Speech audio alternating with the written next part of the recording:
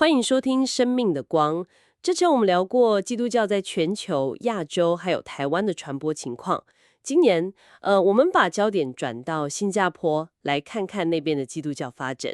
是的，今天我们会深入来看您提供的这些资料，了解新加坡基督教的几个关键面向，像是人口统计啦、主要宗派，还有教会怎么适应那个多元文化环境。对，特别是他们跟年轻一代是怎么互动的，还有教会的数位转型，甚至这个 AI 的应用。没错，我们就是要从这些资料里面帮你梳理出一些最核心的资讯，还有一些比较有意思的观察点。好的，那我们就先从基本情况看起吧。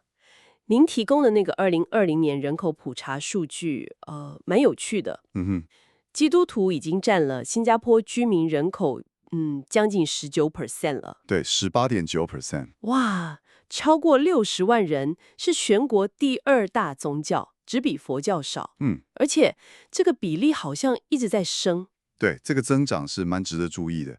从1980年的时候还不到10%，到现在快1/5了。这个增幅不小哎。确实，而在这差不多19% 的基督徒里面呢，组成也很多元，大概37% 是天主教徒。剩下的60%多，这个主要是新教徒。新教徒里面呢，新教里面就更多样了，有圣公会、卫理公会。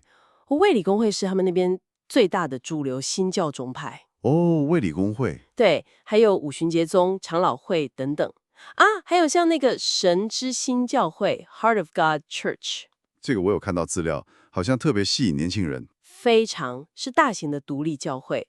当然，也有规模小一点的东正教社群和一些非三位一体派别。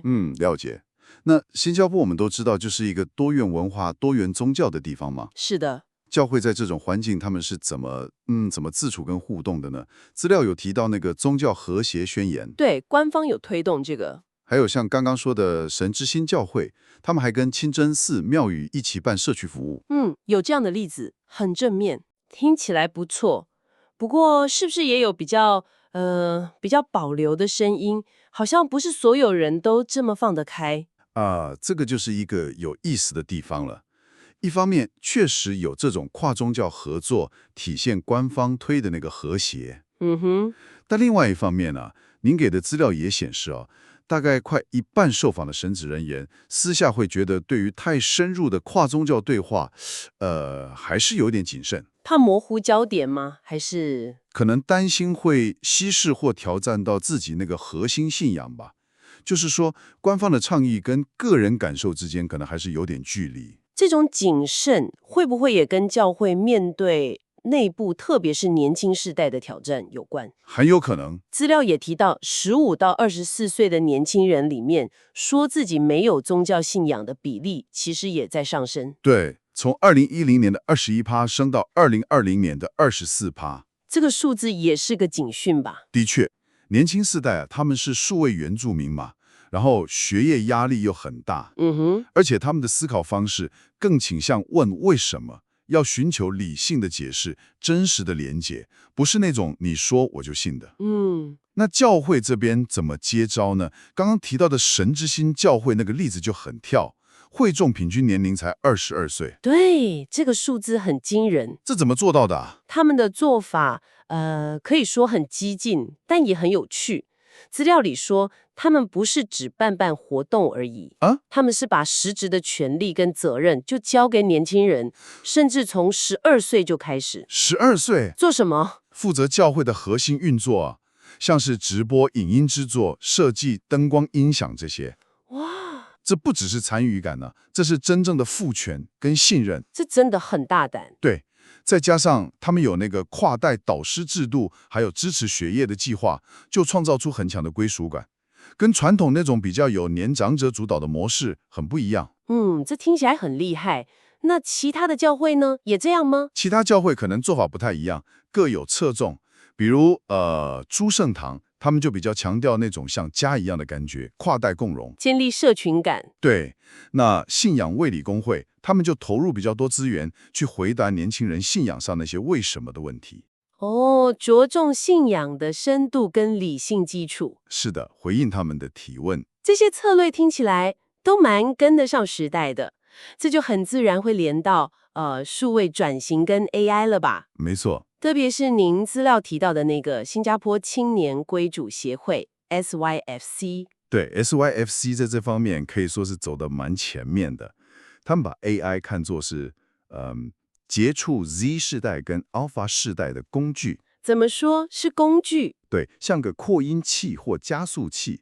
比如说用 AI 帮忙想点子做内容，像写稿吗？可能是获取灵感，或是快速生成一些背景影音素材，还有把福音材料翻译成不同语言。这个很实用哎。对，让不同语言背景的年轻人用自己的母语接触到信仰资讯，甚至简化一些行政工作，让童工可以专心做人的工作。就是这个意思，让人可以专注在更需要人际互动的事工上。所以关键是 AI 是辅助，不是要取代人。没错，他们非常强调这一点。AI 是辅助，目的是放大福音的影响力，但绝对不是要取代人跟人之间那种真实的关怀和连结。最终内容怎么呈现，信息的方向是什么，那个决定权还是在同工手上。要确保一切是指向基督信仰的核心，这是一种很审慎的去拥抱新科技的态度。听起来新加坡的教会，不管是面对内部年轻世代的变化，还是外部科技的浪潮，都展现出一种蛮积极调整、勇于尝试的活力。对，总结来看，从您提供的这些资料里面，我们确实看到新加坡基督教群体的活力还有持续增长，内部宗派很丰富多元。同时，为了应对年轻世代的信仰转变，还有这个数位时代的来临，教会很积极的在调试。从很大胆的赋权年轻人，到很审慎的去试验 AI 这种新的科技，都显示了他们的回应和努力。那么，这就带出一个我觉得蛮值得我们最后来思考的问题哦。就是考量到新加坡教会这种对年轻人领导力的重视，还有对新科技，特别是 AI 相对开放的接纳态度。如果我们把它跟那些可能教会成年年龄结构比较高，或者在科技应用上脚步比较慢的地区来比，是。您觉得未来新加坡基督教的那个信仰表达方式，还有他们群体的体验，会可能演变出哪些特别不一样的面貌？会有什么独特之处呢？这确实是一个很值得玩味的问题，可以让我们继续观察下去。好的，非常谢谢您的分析，也感谢您的收听，我们下次再见。下次再见。